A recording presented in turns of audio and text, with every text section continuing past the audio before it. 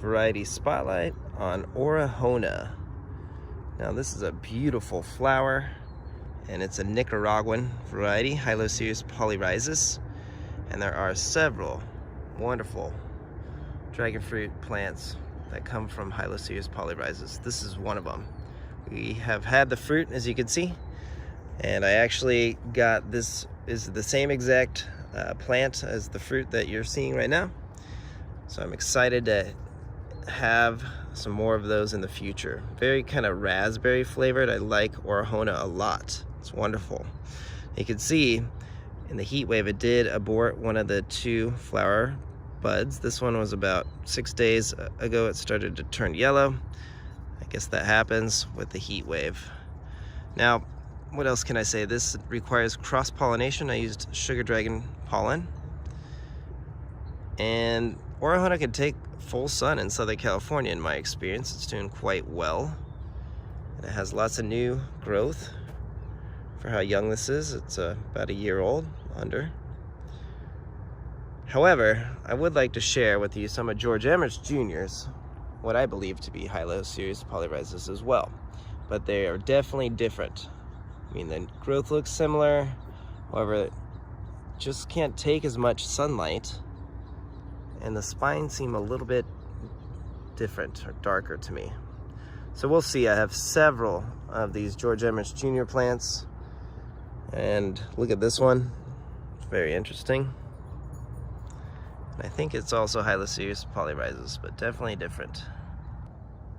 Here's another one of George's plants. You can see it's definitely a little bit redder on the flower buds than Orejona. So I got a cutting of this one. Let's go compare the two. So definitely a lot of similarities between these two. And I'm really excited to find out what Mr. Emmerich Jr. had, but I think this is definitely some type of Hylocereus polyrhizis. Anyways, back to the star of the show here. Do take note that Orejona will get a little bit of yellowing from intense heat and sun exposure. So this is full sun, and the angle of the sunlight is hitting right here, which I wish I should have turned it, but it's gonna be fine. I will provide it with some Vermistera earthworm castings, as well as their earthworm casting tea, and that should clear this up. I used to use Epsom salts, but now I prefer using earthworm castings. It seems to do the trick better. So it's time to add some of that. All right, there you go. Orejona, most stunning, beautiful flower.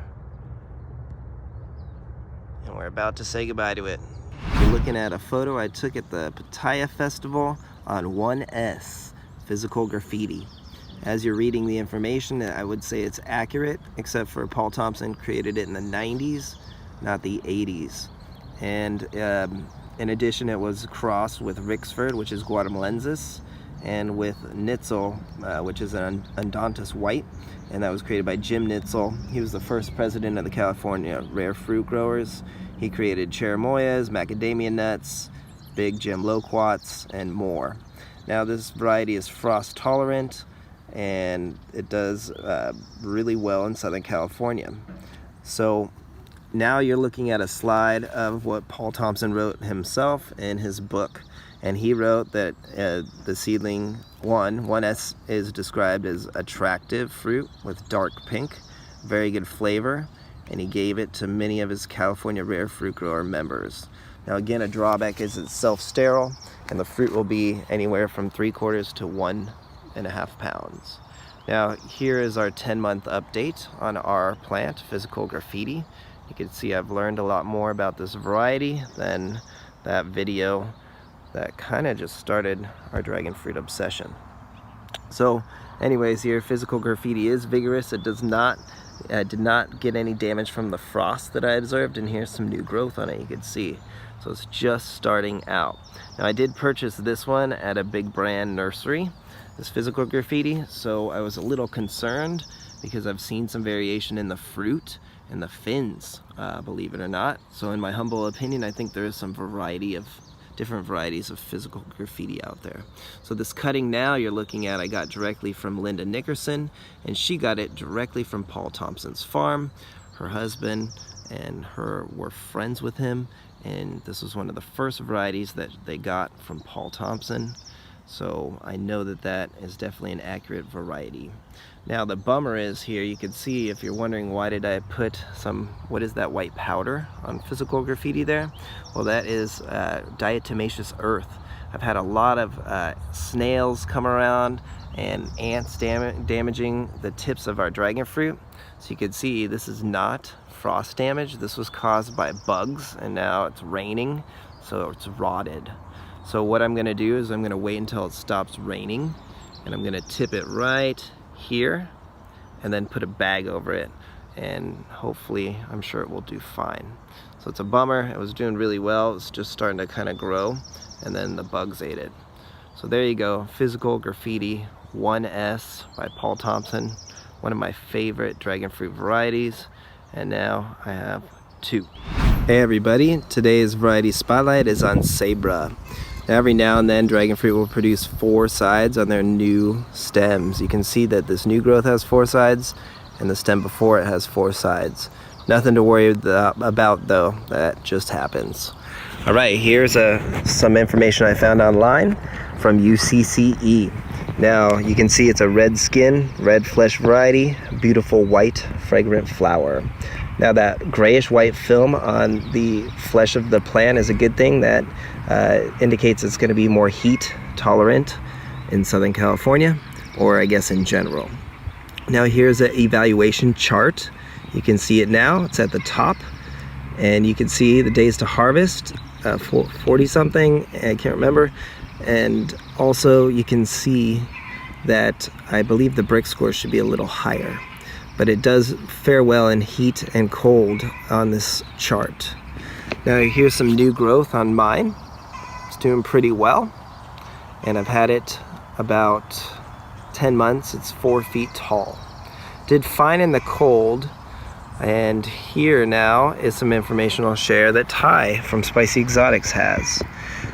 You can see that he says it's Hylocereus polyrhizis, of course, and at the bottom I found it interesting that he says it's, according to DNA tests, it's the same as Rosa and Lisa, and also that it's same as Hylocereus costarricensis. So a lot of people say that these varieties are different. I have all of them. We'll see what happens in the future, but you can see he got a higher bricks. He says 18 to 20. And I think he had a shorter amount of time to harvest, at least in his area. So I find that information reliable. He is a good source of information for dragon fruit, in my opinion. Now, with that data, I found it very interesting. You can see that the stem has split here on Cebra, and it's doing fine, but if you noticed or follow our channel, that our Lisa had stem rot as well, and Rosa had frost damage. So those 3 varieties are very similar because they were the 3 varieties that got damaged from the frost this winter. It's 11 p.m. and the flower is almost completely opened. It's looking pretty good. So I'm gonna go ahead and hand pollinate it, and I'm gonna use Laverne red pollen to try it out. So we'll see what happens. So here we go. Just have a really easy cheap brush, and I have some pollen down here.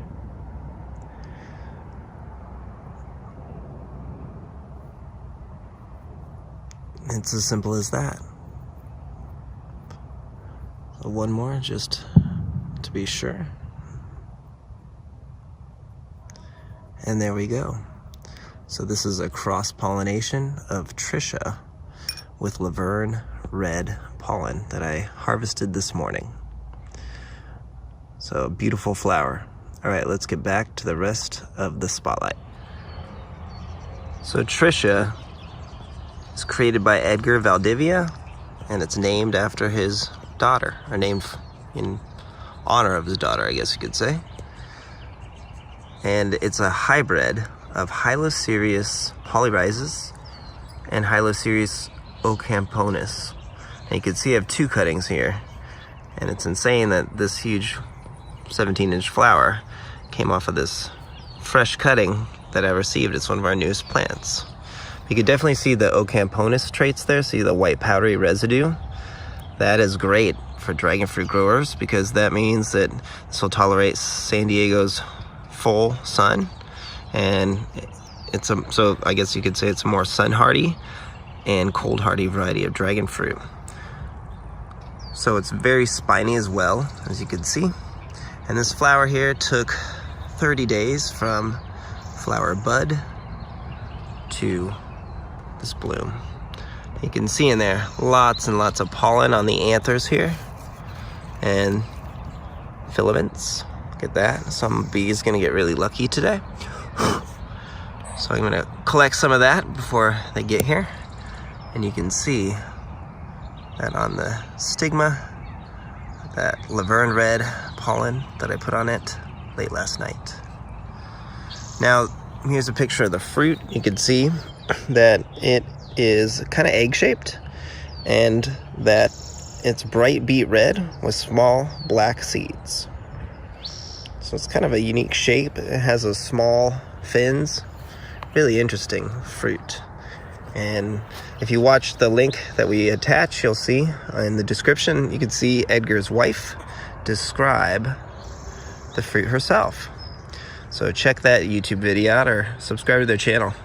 Okay, now here's the new growth on Tricia. You can see it's very lime green and it will develop that powder. Now I wanted some cuttings of this so you could see I allowed some more new branches to occur at the base. So I have 3. I'll have 3 cuttings soon. Okay, now again, beautiful Edgar Valdivia creation. He's created so many. He's definitely a founding father, a cornerstone in the dragon fruit community.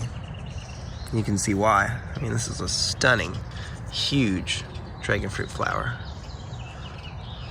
Good morning, this is Paul, and I want to do an update on Hylocereus broxensis blue. This is definitely not broxensis blue. However, I think George has it in his collection. This is number 3. So let's talk about, or let me share with you everything I've learned about Hylocereus broxensis blue. So as you can see, according to Paul Thompson's book, it's of a known origin. It's described as having a thick stem, grayish green color, wavy, horny. Its areoles are 2 to 3 centimeters apart, and there are 10 spines that turn brown with age. In addition, they describe as it resembling Hylocereus ocamponus. Now, Matt's landscaping has very similar information. In addition, you can see he describes as having short segments, and the new growth is a dark green. Now, my friend got a cutting years ago from this source, as you can see, but they've never showed a photo of their plant, or their cuttings, I guess you could say. But I have seen it, and it definitely backs up as what we've talked about so far. Now, this source is the one that I used earlier in the video, and I think it's wrong. But the funny thing is I think I have all 3. So here's the wrong one from that last source that you just saw. And it will turn blue, I'm convinced. I saw the mother plant, it will turn blue in age, but this is definitely not matching the characteristics. You can see it's dark olive green, and I'll even show you, you can see that the new growth is very, very bronzish red. So this thing's definitely unique, but it is not broxensis blue. But I believe here, George Emmerich Jr.'s plant number 3 is. You can see it looks most similar to some actual photos and videos that I've seen of real broxensis blue. You can see the number of the spines. It's horny. It's very 3-sided and flat. So I'm very excited to see how this grows out. In addition, typical Ocamponus traits, you can see it's getting some new growth down here, right at the base. And I've given a few pieces of this out to my friends, and it's doing the same thing. So very similar traits on this one. Now, I don't know what this is. It's not producing the same color. It's definitely a different color if you compare these two, but the structures are very similar. So it's possible George created a hybrid of it. I don't know, but this thing is very, very slow to grow. It's the only one of George's hybrids that is rooted, or plants I should say, that is rooted and has no growth. So this is definitely looking very similar. You can see there are some differences too. So it's pretty frustrating when something is labeled. As you can see, this one was labeled Bronx Blue at the nursery, and it's definitely wrong. But I'm still excited to see what becomes of it. So there you go. I hope this helps. This is everything I've found out or known or been able to find online about Bronx Blue. It's a stunning variety. It's going to grow very slow. And if you want to grow this, you better be patient. Variety spotlight on Maria Rosa. So Maria Rosa comes from Elk Creek Dragon Fruit Farm. That's where it was originally from. And I actually got these cuttings from that farm. And you can see last year I had a small sample of the fruit. Looks like American Beauty on the outside, and the inside is a pale pink, less pink than Delight. And that knife was dirty there, so it doesn't even look that pink, so I'm sorry about that. Now, it is a very vigorous grower, and it is a great rootstock. Multiple people have reported that, and I would agree. I'm using it myself. Now, every now and then it will get an extra thorn, so I don't see any here, but I'll show you. And that's one kind of unique trait about it, is it's usually a single thorn and will occasionally have an extra one pop out here and there. Now, there is another variety of Maria Rosa out there, and you can see that one has a fuchsia flesh and a similar exterior. But this one was accidentally left Elk Creek. It's a hybrid. It wasn't supposed to go anywhere. And so that one is a false Maria Rosa, but it is a great fruit. So those fruit were overripe in April from that video that you just saw. Can you believe that?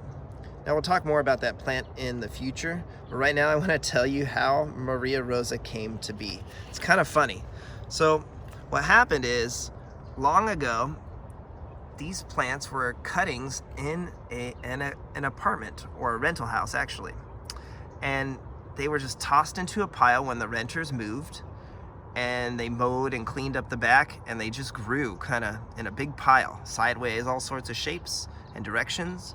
And the owner, or renter, named Maria, called Linda and Gary from Elk Creek Dragon Fruit Farm and asked them to come check them out and see if they were dragon fruit. So they went and visited the plant and assessed them and took some cuttings to see what would happen.